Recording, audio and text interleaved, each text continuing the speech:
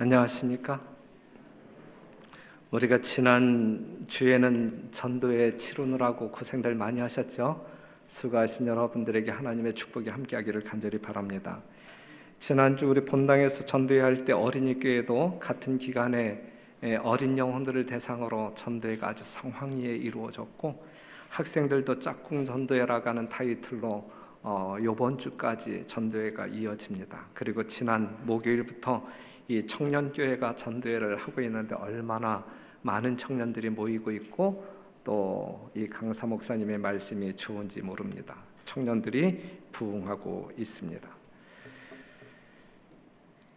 지난 목요일에는 그 합회로부터 본교회가 제모와 서기 감사를 받았어요. 이 큰 교회가 이제 감사를 받았는데 그 체크하는 항목이 한 60개 이상 되는 것 같아요.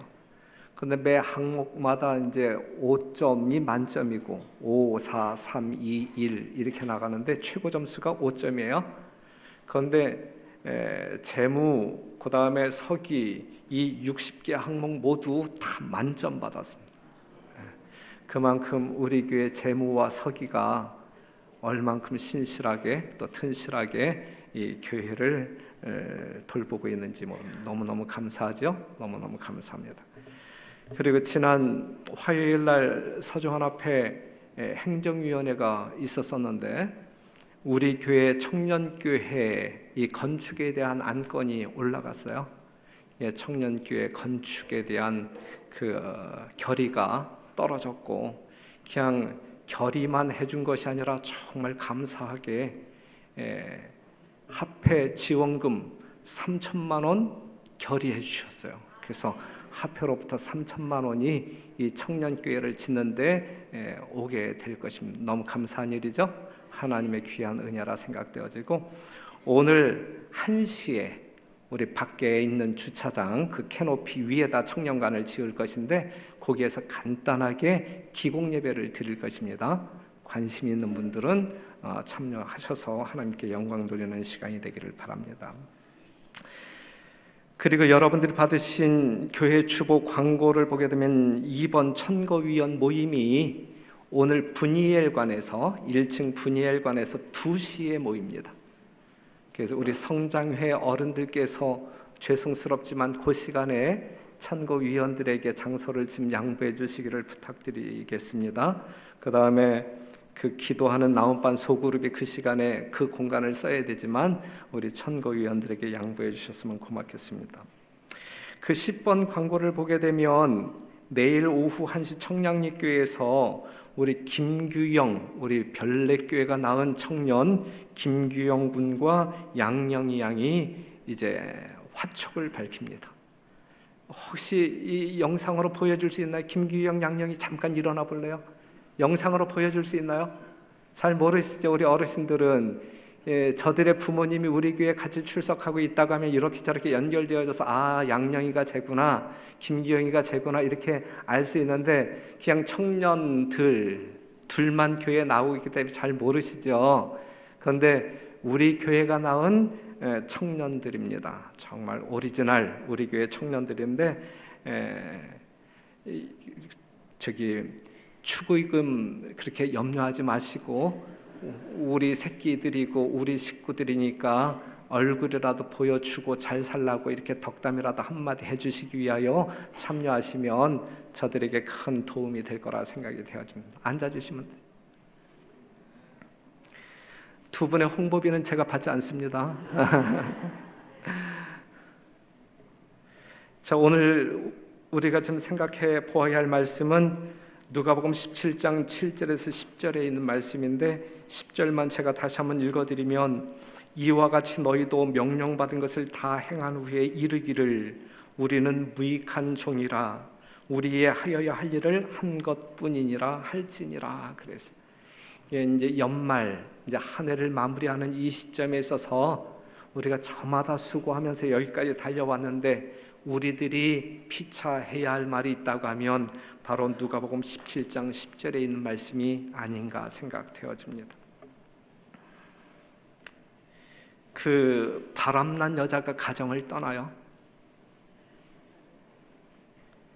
그 사랑하는 남자의 품으로 달려간 중년 여인의 그 불륜을 그린 어느 애정 소설에서 그 여자는 이렇게 발악을 합니다.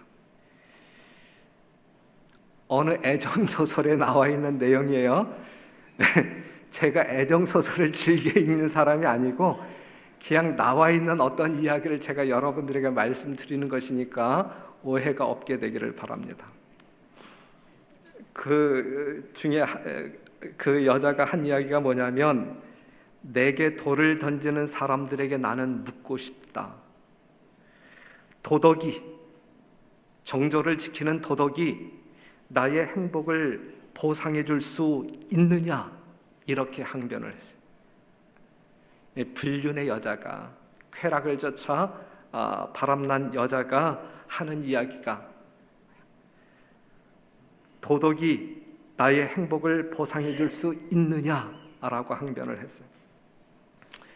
그 가정법원 앞에서 있었던 일인데, 이혼 소송을 끝내고 나온 두 남녀가 한 산에 아이를 놓고 싸우고 있었어요. 30대 중반쯤 되어 보이는 그러한 부부였는데, 이제 헤어지는 부부가 뭘 가지고 싸우냐면, 이 아이는 내 자식이니 내가 맡아라. 나는 모르겠다. 내가 맡아라. 두 사람이 싸울 때까지는 엄마 아빠를 다 붙잡고 울던 어린아이가 이제 둘이 각자 헤어져 길을 가기 시작하자 까무러칠 듯이 울면서 엄마를 따라가요. 따라오는 그 아이를 향하여 엄마는 소리를 지르죠. 난 이제 네 엄마가 아니야. 네 아버지 쫓아가라. 빨리 가.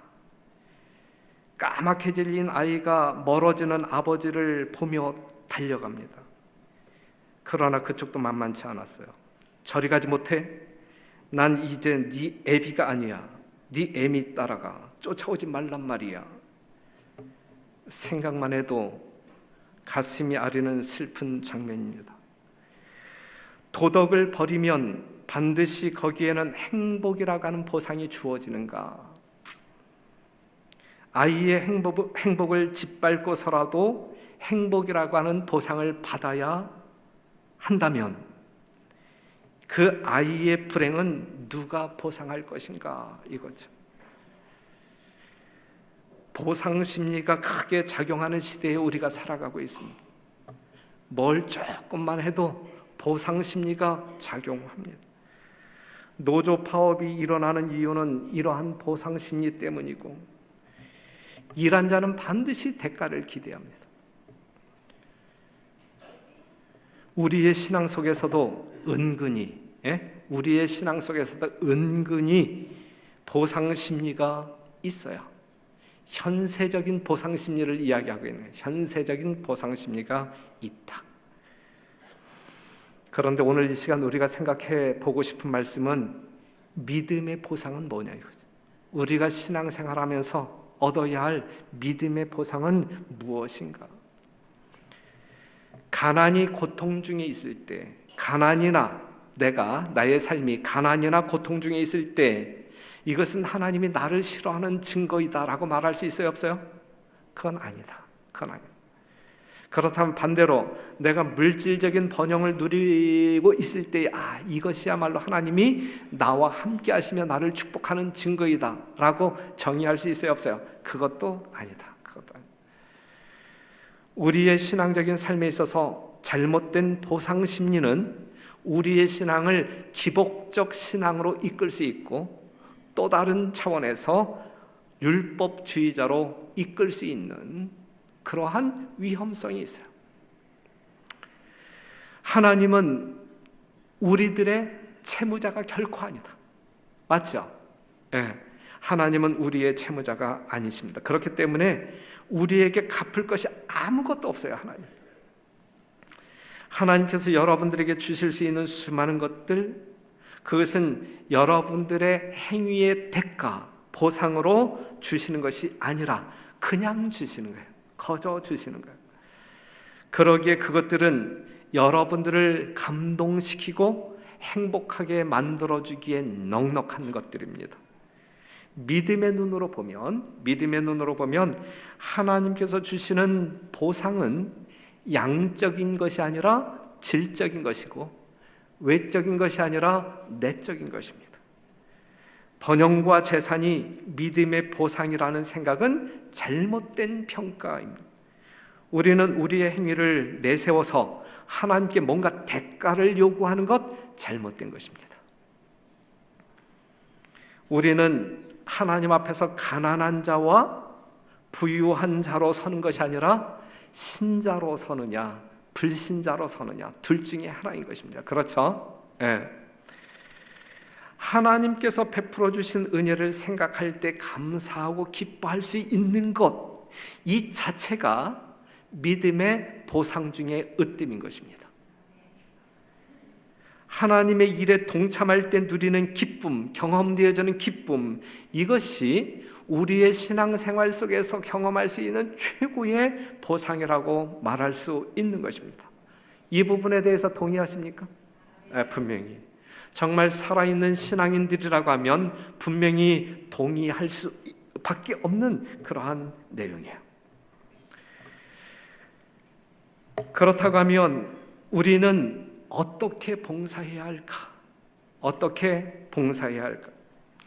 이제 여러분들이 잘 아시는 이야기를 제가 좀 들려드리면 17세기에 런던에 대화재가 발생했는데 그때 무엇이 탔냐면 아주 유명한 세인트 폴 대성당이 있었는데 그 대성당이 불에 탔어요.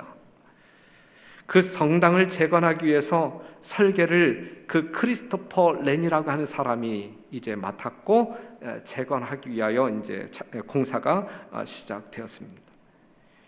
이 설계자가 어느 날 이 공사 현장을 들러요.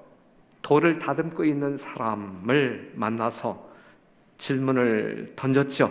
뭐라고 질문을 했냐면 지금 무슨 일을 하고 계십니까? 그때의 그 사람은 짜증이 잔뜩 묻어나는 퉁명스러운 말로 보면 몰라요? 돌을 다듬고 있지 않습니까? 아주 짜증 섞인 목소리로 대답을 했어요. 이 크리스토퍼 렌이 상당히 민망했죠. 그래서 아주 자리를 급하게 뜹니다. 그런데 똑같은 일을 하고 있는 또 다른 사람에게 똑같은 질문을 지금 무슨 일을 하고 계십니까? 그랬을 때에 그 사람은 보면 모릅니까? 목구멍이 포도청이라서 벌어먹고 사느라 이 고생을 하는 것 아니겠어요? 라고 대답을 했어요. 몇 미터 더 지나가서 또 한 사람을 만나요. 무슨 일을 하고 계십니까? 저 말입니까? 하나님의 성전을 짓기 위해 돌을 다듬고 있습니다. 사실 저는 전과자입니다. 감옥에 있을 때 돌 다듬는 기술을 배웠는데 지금은 지난날을 참여하는 마음으로 성전에 쓰일 돌을 다듬고 있습니다. 그래서 어느 것이 중시되느냐에 따라서 그 일의 성질도 달라집니다. 만약에 내가 계속 임금, 즉 노동급, 인건비만 생각하고 일한다면 나는 임금을 받을 때만 기쁘고 일 자체는 고통이 될 거예요. 인건비만 가장 중요한 것이라고 하면 그 일 자체는 별로 관심이 없을 것입니다. 오직 어디에 관심이 있는 거예요? 인건비에, 일당에. 매 안식일마다 여러분들은 정말 이 화려한 음식을 집에서도 잘 먹어보지 못하는 그 귀한 음식을 이 교회 식당에서 먹지 않습니까? 그렇죠? 주방에서 땀을 흘리는 이 식사조의 여집사님들의 봉사, 땀을 훔쳐가며 일하고 있는 그 집사님들에게 여러분들은 왜 이 일을 하십니까? 라고 묻는다고 하면 어떠한 대답을 하실까? 어떠한 대답을 하실까? 다른 교회 집사님들의 대답과 우리 교회 집사님들의 대답이 다를까? 똑같을까? 한번 물어보셨나요? 오늘 한번 물어보시겠어요? 이 수고하는 여집사님들에게 정말 수고하시는데 뭐 때문에 이 일을 하십니까? 라고 묻는다고 하면 식사 당번이니까 하지요, 이렇게 대답할까? 우리 교회 집사님들은 결코 그렇게 답하시는 분이 없을 것이기 때문에 우리가 마음 놓고 부담 없이 그 음식을 먹고 체하는 사람 아무도 없어요. 만약에 이 집사님들의 봉사가 뭔가 짜증이 섞였다라든지 뭔가 먹는 사람들에게 부담을 주는 봉사라고 하게 되면 그 음식 먹고 체하지 아니할 사람은 아무도 없을 거예요. 그런데 지금까지 3년 동안 제가 여러분들과 함께 신앙생활하면서 들은 이야기는 한 명도 우리 교회에서 점심 식사하고 체했다라고 하는 소식을, 그러한 이야기를 들어본 적이 없어요. 그것은 우리 교회 집사님들이 정말 정성과 사랑을 듬뿍 담아서 여러분들에게 음식을 제공하고 있기 때문에 그렇습니다. 2017년도도 달랑 한 달 남았어요. 한 해를 마무리해야 할 때라고 생각되어집니다. 1년 동안 교회 구석구석을 살피면서 교회의 영적인 성장을 위해 수고하신 성도 여러분들에게 진심으로 감사를 드립니다. 여러분들이 한번 인간적으로 생각할 때 교회는 참 희한하지 않습니까? 교회는 참 희한해요. 세상에서 거들떠보지도 않는 천한 일임에도 불구하고 그걸 거룩한 일이라고 해요. 그렇죠? 세상 사람들이 볼 때는 이보다 천한 일은 없어. 그런데 이것을 교회에서는 아주 거룩한 일이라고 이야기해요. 거룩한 일. 설거지 봉사가 세상에서 거룩한 일이에요? 아니면 진짜 싸구려 일이에요? 그런데 교회에서는 참 거룩한 사역이라고 이야기해요. 그래서 사장도, 교수도, 의사도, 대통령도 교회에 나가서 설거지 봉사 기쁜 마음으로, 거룩한 마음으로 봉사하고 있는 거죠. 이게 교회에 참 희한하지 않아요? 제가 생각할 때는 너무너무 희한해요. 너무너무. 헌금 바구니도 돌려야 되고, 주차 안내도 해야 되고, 설거지도 해야 되고, 청소도 해야 되고, 다 누가 해요? 집사가 해야 되고, 장로가 해야 되고. 또 이 교회에서 이 기름 부음을 받은 집사 장로가 아니면 또 이러한 일도 하지도 못해. 그죠? 진짜 이 세상에서는 너무 싸구려 일인데 정말 장로 집사 직책을 받지 않으면 또 그 일감도 주지도 않아. 참 희한한 게 교회 일이에요.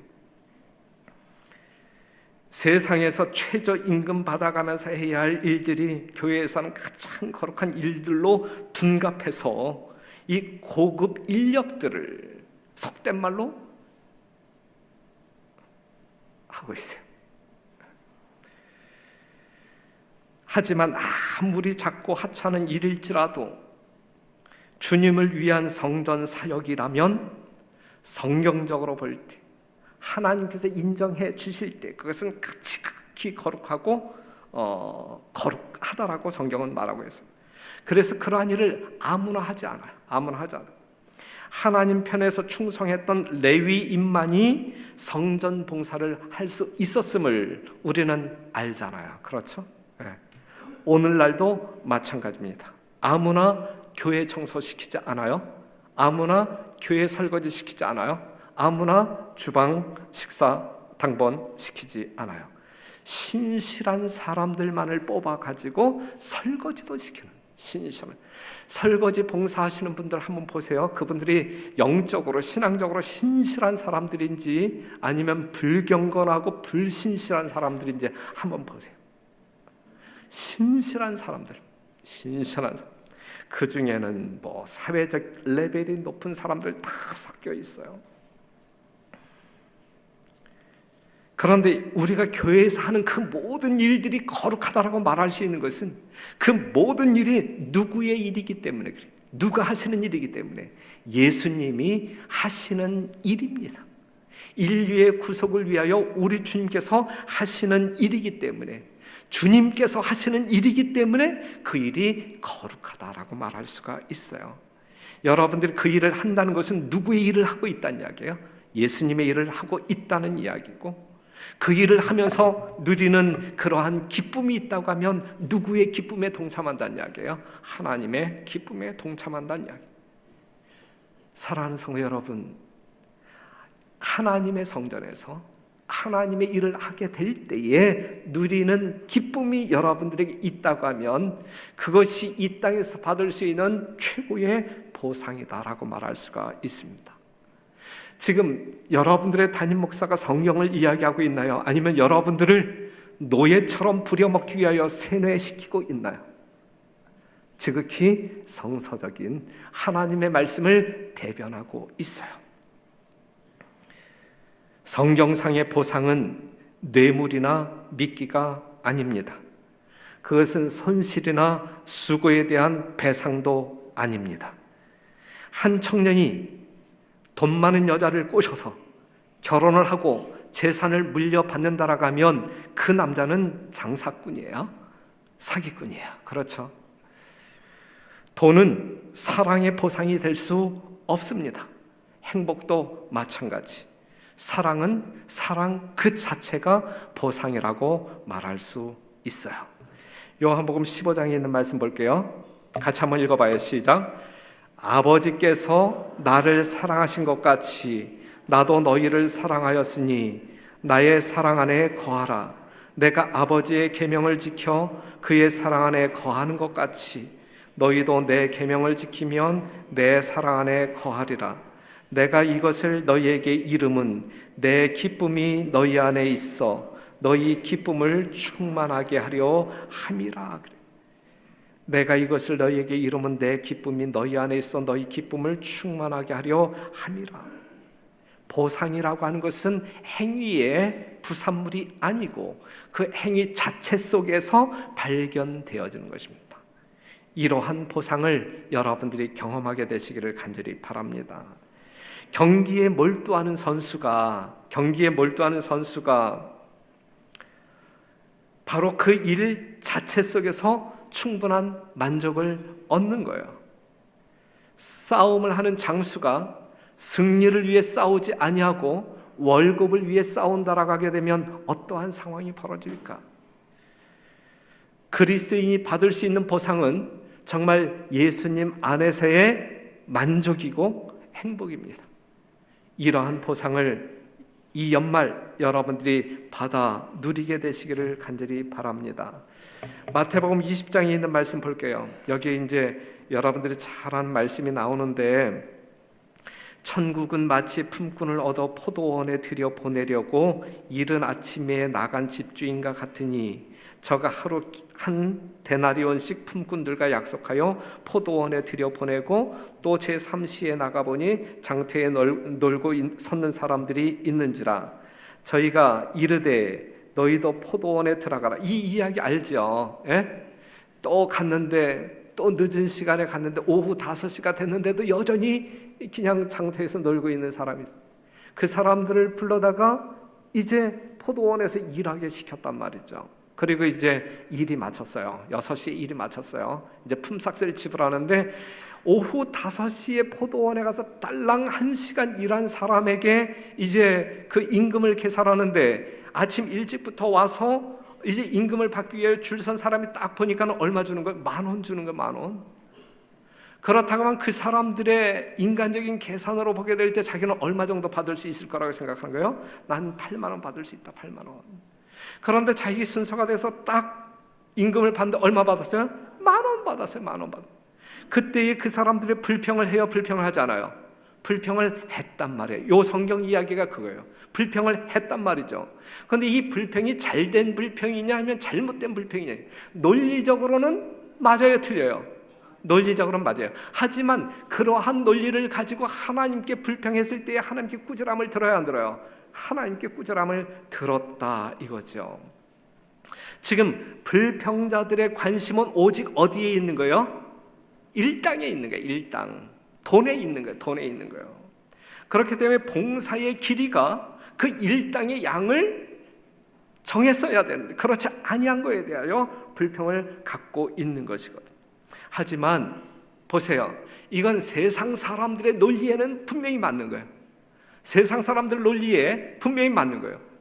세상에 살면서 여러분들이 이렇게 노동을 지불했음에도 불구하고 거기에 상응하는 대가를 받지 못하면 이건 참 미련하고 바보스러운 거예요.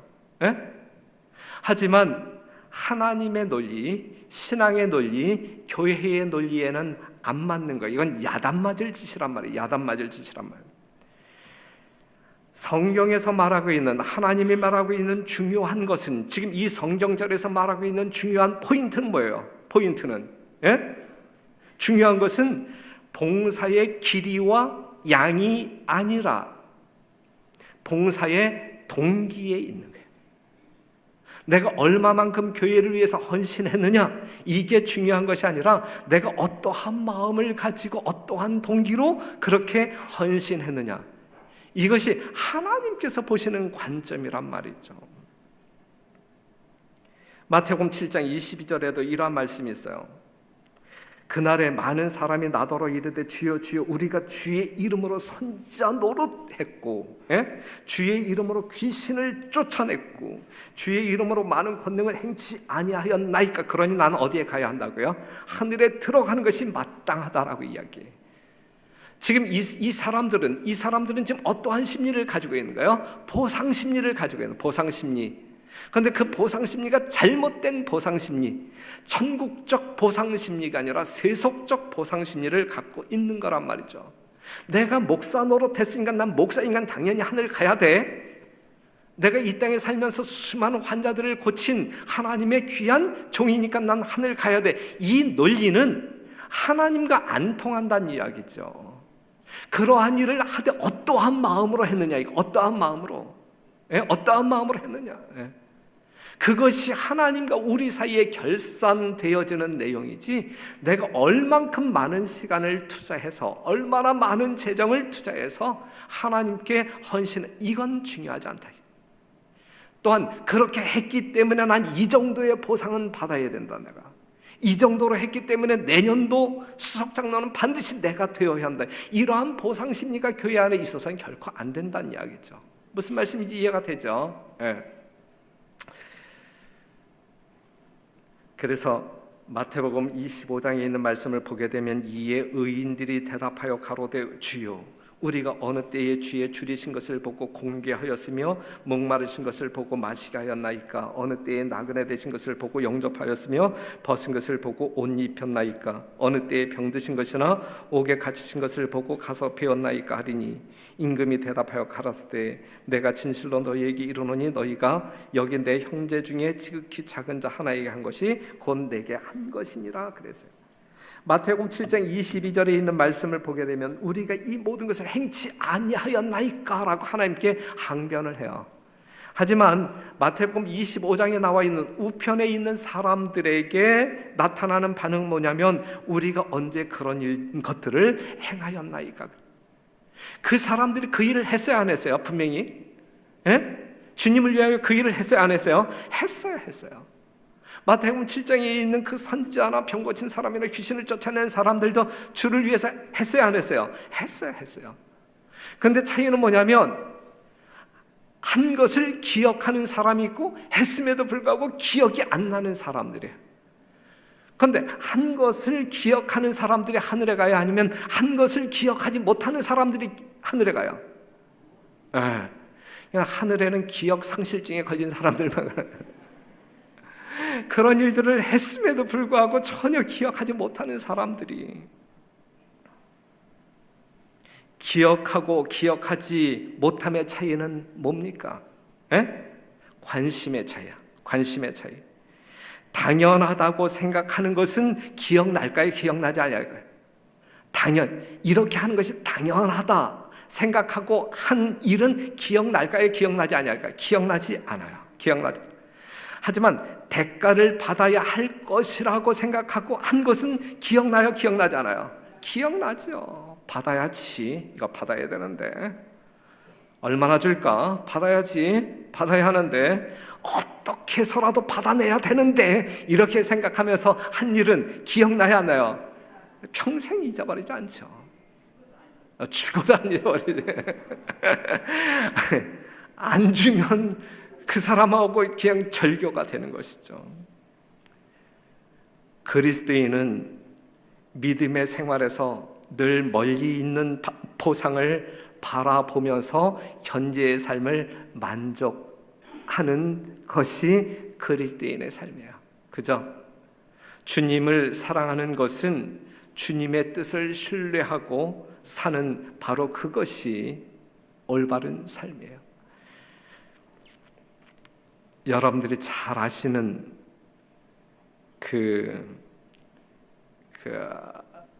문둥병자들에게는 이 성자로 알려진 이 다미엔이라고 하는 사람, 여러분들이 이 설교를 하는 사람들을 통해서 수없이 들었던 어떤 그 예화인데 다시 한번 반복을 한다고 하면, 그는 1840년 벨기에에서 가난한 마을에서 태어납니다. 그리고 19살에 신학교에 입학했고 24살이 되었을 때에 하와이로 이제 인턴 발령을 받았어요. 선교 사역이 시작되는 것이죠.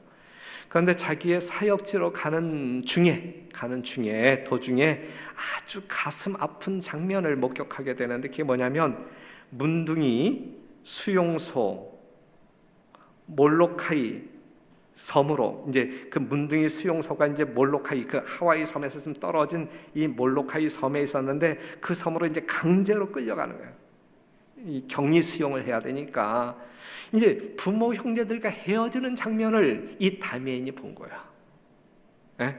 정말 오열하며 정말 슬퍼하는 그 이별의 장면을 아주 가슴 아프게 찢어지는 마음으로 목격을 했어요. 그러면서 마음에 어떠한 여운을 남기냐면, 저 문둥이들의 마음에도 하나님께서 아름다운 모습으로 자리할 수 있는데 라고 하는 여운을 갖습니다. 그리고 그때부터 그는 바로 그때부터 주님, 저를 문둥병자들이 수용되어 사는 몰로카이 섬으로 보내주세요 라고 하는 기도를 드렸어요. 그 기도의 응답이 한참 뒤에 1873년에 응답을 받습니다. 그리고 이제 몰로카이 섬으로 이제 진짜 선교를 위해서 간 거예요. 가보니 생지옥이에요, 생지옥. 매주 한 주일에 평균 12명의 사람들이 죽어나갔고, 또한 그 생을 포기한 환자들이 멋대로 살아나가는 아주 방탕한 삶을 살아가는 모습을 보았어요. 그들을 불쌍히 여기는 마음을 가지고 10년 동안 전신을 다하여, 혼신을 다하여 전도를 하지만 아무런 소득이 없었어요. 아무런 소득. 그때 그는 이렇게 기도합니다. 여러분들이 아시는 대로, 주님, 저를 문둥이로 만들어주세요. 죄인을 구원하기 위해서 죄인 되었던 예수님처럼 문둥이를 구원하기 위해 저도 문둥이가 되기를 원합니다. 이러한 기도를 드렸어요. 얼마 후에 선교 기금을 모으기 위해서 한 친구 사제를 만나게 되는데, 이야기하는 도중에 어디에선가 고기 타는 냄새가 나요. 고기 타는 냄새. 그런데 그때 다미엔이 그 켜놓은 촛불에 이 손이 얹어져 있는데, 그 촛불에 지금 살이 뭐 하고 있는 거예요? 타고 있는 거예요. 그 모습을 이제 친구 사제가 보면서, 다미엔, 깜짝 놀라, 다미엔, 자네도 드디어 문둥이가 되었구먼. 이렇게 그 소리를 듣자마자 이 다미엔이 무릎을 꿇고 하나님 앞에 기도합니다. 하나님 감사합니다. 저도 이제야 문둥이에게 복음을 전할 수 있는 자격도 능력을 주셨습니다. 이렇게 감사 기도를 드리고 이제 선교를 하는데, 그 이후 이 선교가 급속도로 성장. 3년 만에, 10년 동안 한 명도 구원하지 못했던 이 다미엔이 3년 만에 800명 성도를 만드는 교회로 성장을 시켰습니다. 1886년에 죽으면서 이러한 유언을 남겨요. 내 주님을 위해 모든 것을 다 바친 나는 참으로 행복하다. 참으로 행복하다. 형제들이여, 내가 죽거든 새벽마다 엎드려 기도하던 해변가 빠뿌아 나무 그늘 밑에 나를 묻어다오. 그리고 그는 죽었어요. 사랑하는 성도 여러분, 뭘 의미하는지, 지금 여러분들에게 전하고자 하는 메시지가 무엇인지 캐치할 수 있겠죠. 우리가 하는 교회 봉사, 월급 받고 일하는 사람 아무 없어요. 여수 석습쌤 월급 받고 일합니까? 아니죠. 남석습쌤 월급 받고? 아니죠. 하지만 하는 봉사의 기쁨을 얻는 것은 그 일 자체가 누구를 기쁘시게 하는 일이니까, 하나님을 기쁘시게 하는 일이니까. 요 정도 이야기하게 되면 이제 어떠한 사람이, 정말 머리 회전이 참 빠른 한 사람이 질문하죠. 목사는 월급 받잖아요. 이제 교회에는 정말 돈 받고 일하는 사람 아무도 없다라고 이야기할 때에 목사는 월급 받고 하잖아요. 우리 교회에서 4명의 목회자가 일하고 있지만 우리가 받는 월급 임금이라고 생각해 본 적 없습니다. 지난 화요일 연례행정위원회 때, 이제 해마다 이제 연례행정위원회 때 이제 봉급사정위원회가 있어요. 누구는 얼마 줄 것이고 누구는 얼마 줄 것이고. 그런데 봉급사정위원회 이제 결의를 이제 그 결의하는 그 과정 속에서 동의 제청 받은 다음에 할 말이 있습니까? 그런데 한 그 여성 행정위원이 질문을 했어요. 이제 합회장 의장에게. 지금 목사들이 받는 이 100%, 100%가 이 100% 이 목사의 월급이 얼마나 됩니까? 라고 질문을 했어요. 그랬을 때에 모든 행정위원들이 다 웃었습니다. 무엇을 들은 다음에? 얼마라고 하는 의장의 답을 들은다. 그 질문자는 그 액수를 듣고 난 다음에 고개를 딱 떨궜어요. 이제 갑자기 이제 목사가 불쌍해지죠. 제 아들이 지난 회사의 근무 경력을 인정받지만 지금 회사에서 이제 2년차 신입인데 우리 아들이 월급 받아서 내는 11조가 제 월급보다 많아요. 그렇기 때문에 목사님 월급이 얼마예요? 묻는 질문은 상당히 신뢰가 되는 질문. 그런 질문 하지 마세요. 전도사는, 송지용 전도사는 얼마 받아요? 담임 목사는 얼마 받아요? 이런 질문 하지 마세요. 여러분들이 답변을 들으면 여러분들 마음만 아프고 부끄러워져요. 그냥 그런 질문 하지 마시기를. 여하튼 성도들이 하나님께 드린 거룩한 11조로 일용할 양식을 받아 먹고 살고 있다. 그러니까 여러분들이 우리 목사님이 굶을까? 그것도 염려하지 마세요. 그것도 이 목사들의 삶에 대해서 그 정도 받았고 어떻게 살까? 이것도 염려하지 말고 끼니는 넉넉히 먹고 살아요. 전혀 염려하지 마세요. 그런데 그러한 모든 것이 만약에 임금이라고 생각한다고 하면 그 정도의 대가를 받고 목회 사역, 목회 현장에서 일할 사람은 많지 않을 것이다. 사명에 의해서 하는 것이지 임금이라고 생각하지 않는단 말이죠. 밤늦게까지 방문하고 돌아와서 오늘은 야근까지 했으니까 더 주겠지, 이러한 보상 심리를 갖는다라고 하면, 일요일도 없이 뭐 장례를 치르고 뭐 이렇게 했을 때 오늘은 특별수당 나오겠지, 만약에 이러한 심리를 갖고 목회한다고 하면 말이 되겠어요? 안 되는 거죠. 그렇기 때문에 하나님의 교회에서 하나님을 위하여 헌신하고 봉사하는 종들에게는 이 땅에서의 어떤 인간적인 세속적인 그러한 보상 심리가 있어서는 안 되는 거고, 정말 성령으로 말미암아 거듭난 심령 가운데 그러한 마음이 없는 것이고, 그것이 당연한 것이고, 우리가 하나님의 성전에서 하나님의 일을 하게 될 때 그것이 아무리 허드렛 일을 할지라도, 정말 세상 사람들이 결코 알아주지 아니하는 일을 할지라도 구별되어진 여러분들을 통하여 이루어질 때 하나님께서는 크게 영광 받으시며 여러분들을 거룩한 착한 종이라 칭할 수 있는 내용이 될 것입니다. 우리의 보상은 현재에 있는 것이 아니라 미래에 있어요. 나를 인하여 너희를 욕하고 핍박하고 거짓으로 너희를 거스려 모든 악한 말을 할 때에는 너희가 복이 있나니. 참 역설적이에요. 현실과 너무 틀린 거예요. 그렇죠? 세상 사람들이 이걸 보게 되면 얼마나 우습겠어요.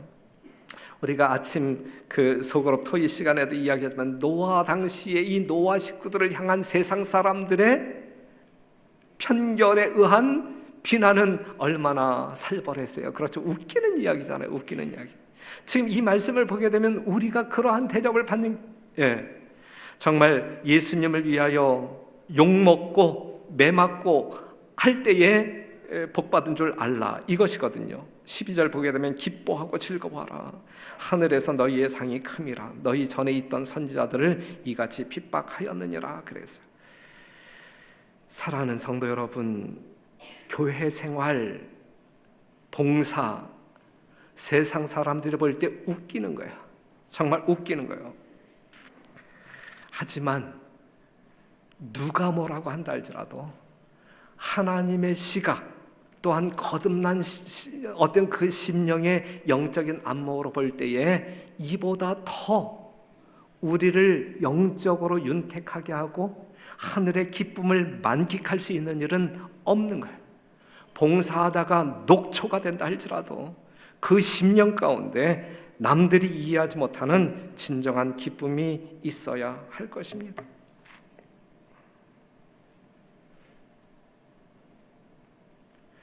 세상 사람들이 가장 하찮게 여기는 일일지라도 하나님을 위한 일이라면 지극히 거룩한 것, 이것이 결코 사기가 아니고 성경을 통하여 하나님이 그렇게 말하고 있음을 꼭 믿어주시기를 바랍니다.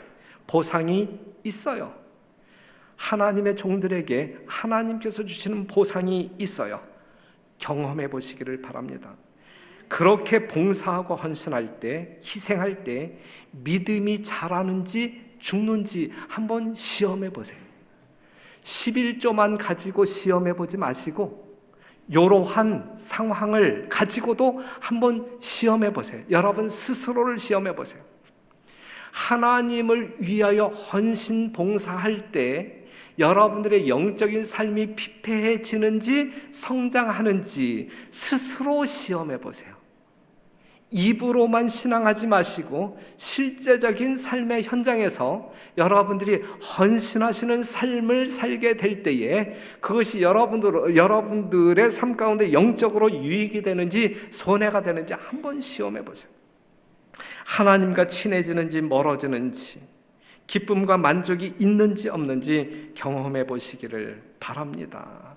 하나님은 일하는 여러분들의 동기를 살피십니다. 봉사하는 여러분들의 심령 속에 작용하는 하나님에 대한 사랑을 보신다는 이야기예요. 보신다는 이야기.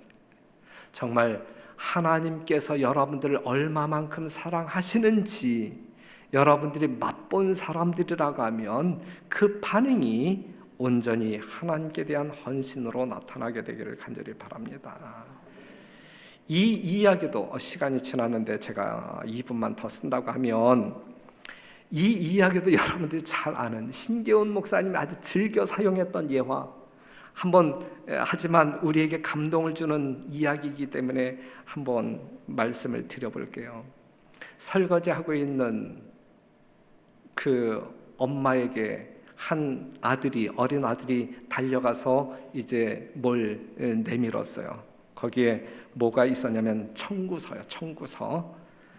잔디 깎은 값 $5, 이번 주에 내 방 청소한 값 $1, 가게에 엄마 심부름 다녀온 값 50센트, 엄마가 시장 간 사이에 동생 돌봐준 값 25센트, 쓰레기 내다 버린 값 $1, 숙제를 잘한 값 $5, 마당을 청소하고 빗자루질을 한 값 $2, 전부 합쳐서 $14 75센트 주세요. 그래 주세요. 그 엄마가 그 아들을 한참 쳐다보죠. 그 엄마가 연필을 가져다가 아들이 쓴 종이 뒷면에다가 이렇게 적었어요. 너를 내 뱃속에 10달 동안 데리고 다닌 값 무료. 내가 아플 때 밤을 새워 간호하고 널 위해 기도한 값 무료. 너 때문에 지금까지 여러 해 동안 힘들어하고 눈물 흘린 값 전부 무료. 이 모든 것 말고도 너에 대한 내 사랑은 무료. 너 때문에 불안으로 지샌 수많은 밤들과 너에 대해 끊임없이 염려하여 했던 시간들도 무료. 장난감, 음식, 옷, 그리고 심지어 내 코를 풀어준 것까지도 전부 무료. 이 모든 것 말고도 너에 대한 내 진정한 사랑은 무료. 그것을 이제 아들이 읽었어요.